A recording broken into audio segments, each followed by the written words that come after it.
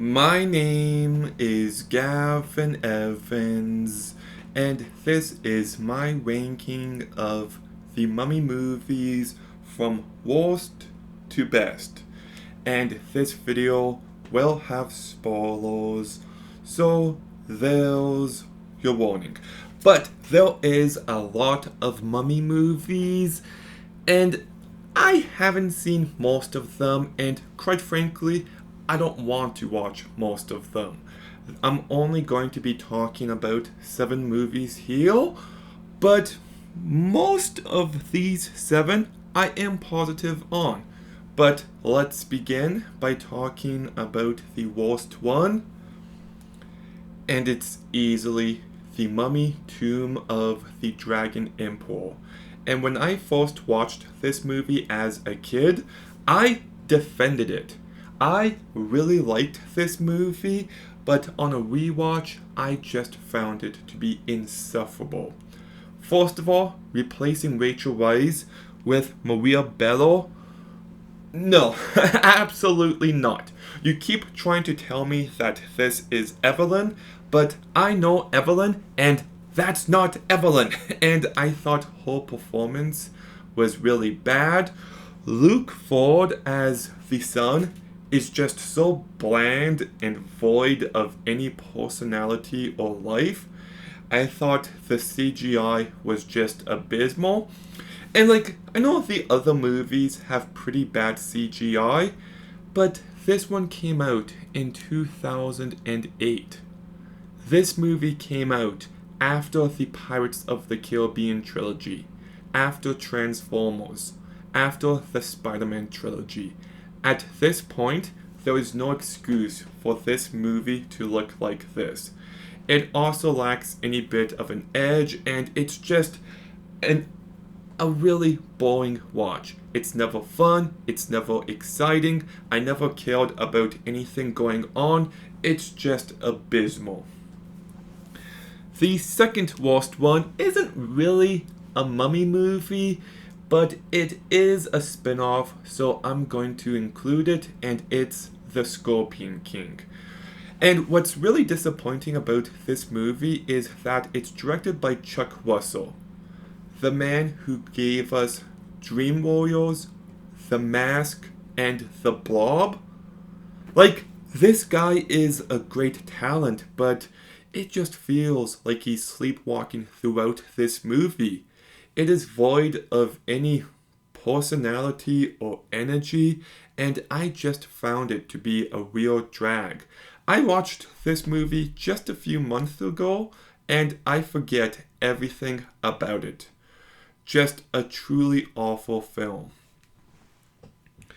The third worst mummy movie is the original 1932 classic. And I should just say, I'm not the biggest fan of these universal classic monster films. I don't care for Frankenstein or the Wolfman or Dracula or the Invisible Man or the Phantom of the Opera or Creature from the Black Lagoon or the Mummy. I can appreciate what they did for cinema as a whole, and there is some old school charm here, but it's just never a movie I'm going to go back to, so that's why it's so low on this list.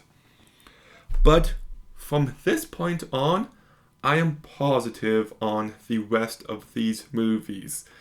And number 4 is a real hot take, but I've always liked the 2017 Mummy movie with Tom Cruise. It's just a fun time. It is. Tom Cruise carries this movie incredibly well. You've got Sophia Boutella giving a good performance.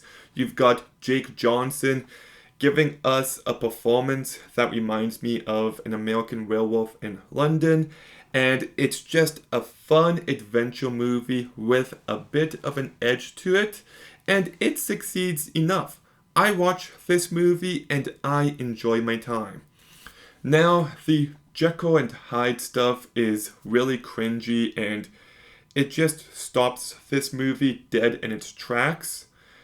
And there's one scene between Tom Cruise and Annabelle Wallace's character, which I really hated. Well, she thanks him for saving her, and he's just like, oh, I didn't mean to. It was such a sincere, heartfelt moment, and they had to kill it for the sake of a joke. But no, I have a good time here, so I'd recommend it. Movie number 3 is The Mummy Returns.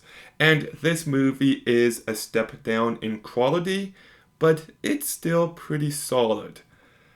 The CGI.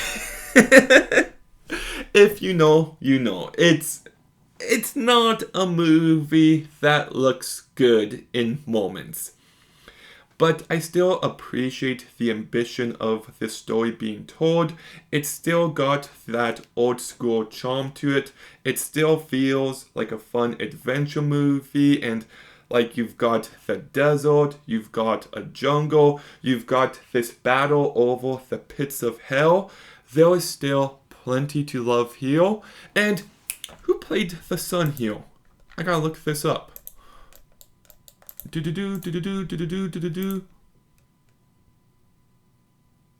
Freddie Borth. Okay, wait, was he good or was he annoying? I kind of forget. Sometimes I feel like he was good, sometimes I feel like he was annoying, but he still is much better than Luke Ford. My other big issue here is just that entire reincarnation subplot with Evie. Like, this stuff just drags the movie down. So it's a bit of a mess, but it's still a pretty solid sequel.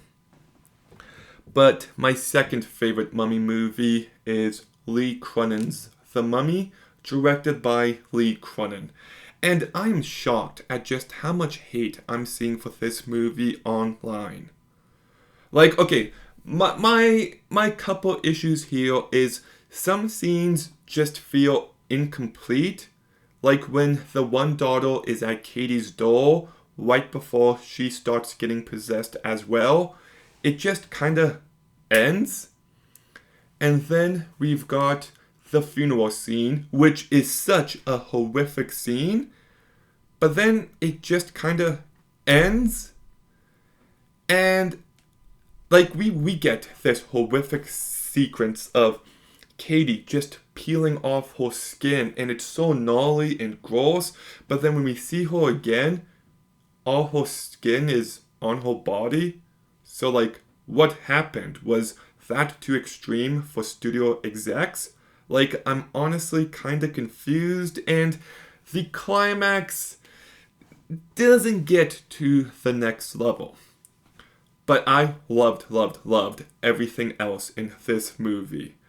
Like, just from the opening, it's got a very unsettling tone, and then it focuses on this family, and the actress Emily Mitchell, who plays Katie before she was taken, she is so sweet and innocent and funny, and you know, when she goes missing, I just felt the emotional weight of it. And then the dad is trying to find her through the streets during a sandstorm. Like, it was a very exciting and hard-hitting way to begin this movie that kind of reminded me of Prisoners. And then we skip ahead in time, and you can just tell that this is a broken family, that everybody's just trying to overcome their depression, but failing. And then they get the most amazing news. Katie's been discovered, alive! And that scene is one of the more powerful scenes I've seen in a movie as of late. Like, I broke down in tears. It is just so well done. And then Katie comes home, and you know, they kind of excuse it as, oh, she's traumatized and she's been abused. But like, she just looks so broken. Her skin looks like it's about to fall off. She looks so weak and fragile, and it just has you on edge throughout the entire movie. It's very uncomfortable. And then things go from bad to worse, and you know, the dad's just like, something's wrong with her, and the wife insists on trying to fix things, and now the other kids are starting to get possessed as well, and it's just a lot to take in. This movie is constantly overwhelming with dread, and man, it really got under my skin.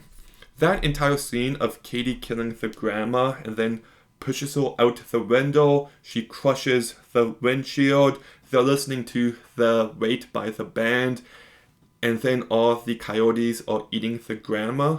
Like, that scene, I was just really freaked out.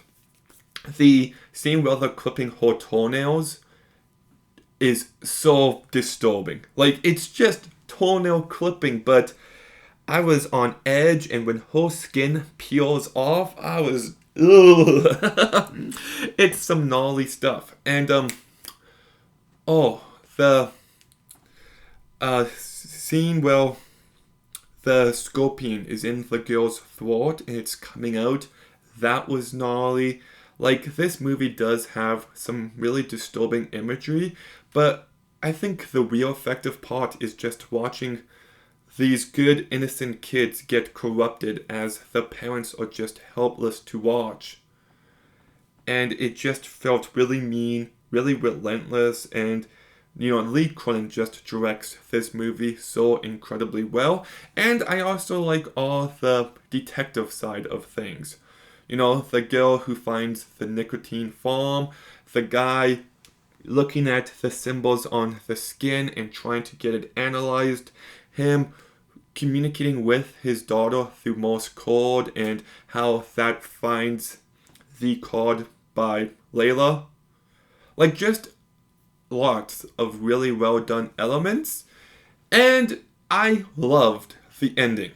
The dad sacrifices himself to protect his daughter, and I just find stuff like that to be very emotional. That's one reason why I even defend the movie Night Swim.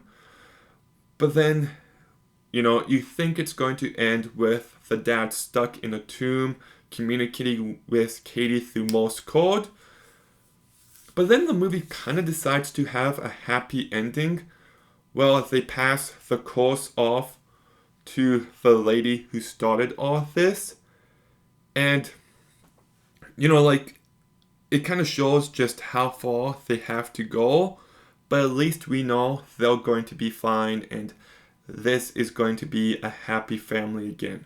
So it's kind of cynical and bleak, but kind of happy at the same time.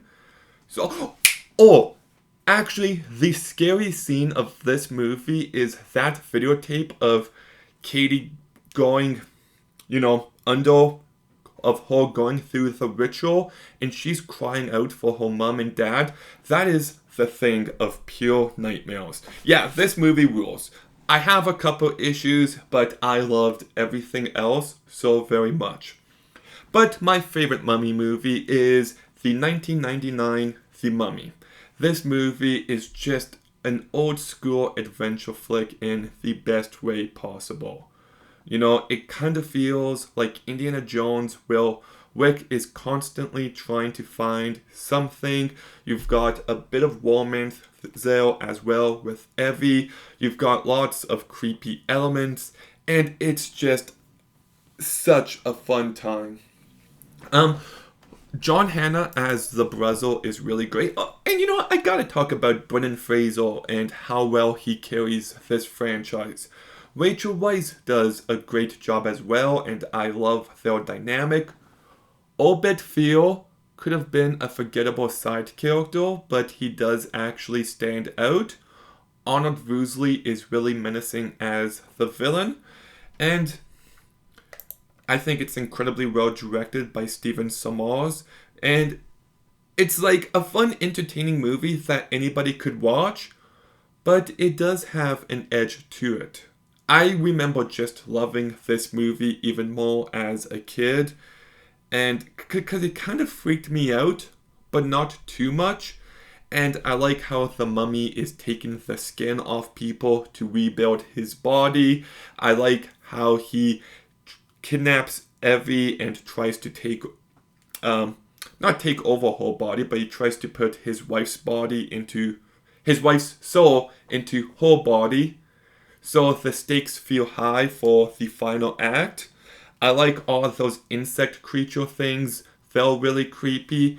And the climax of this movie just feels like a haunted house in the best way possible.